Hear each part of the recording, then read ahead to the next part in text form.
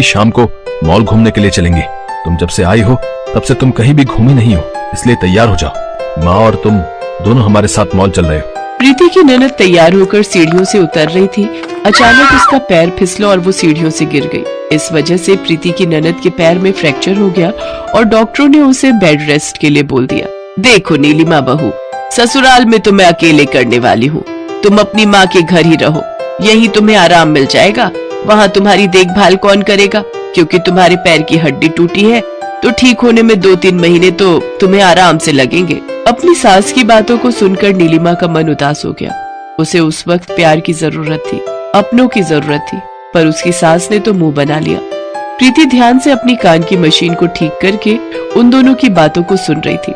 तभी वो बोली, आंटी जी आप चिंता मत करो, नीलिमा दीदी जब तक बिल्कुल ठीक नहीं हो जाती उन्हें कहीं भी जाने की जरूरत नहीं है, मैं उनका पूरा ख्याल रखूंगी।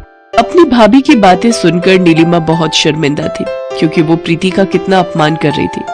पर आज जब उसकी सास ने उसकी देखभाल करने से मना कर दिया तो उसकी अपनी भाभी प्रीति ही काम आई। प्रीति ने नीलिमा की बहुत सेवा की।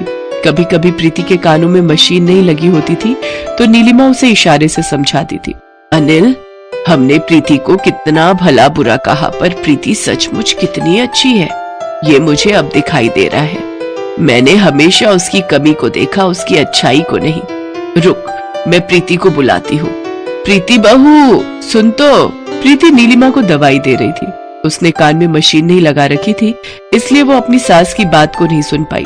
पर सुजाता इस बात को समझ गई और वो प्रीति के पास गई और उसके कंधे पर हाथ रखा और इशारे से उसके कान की मशीन उसके हाथ में दी। ये लो बहू, मशीन लगा लो। माँ जी आप कुछ कह रही थी, बताइए। मैं बोल रही थी कि मेरी बहू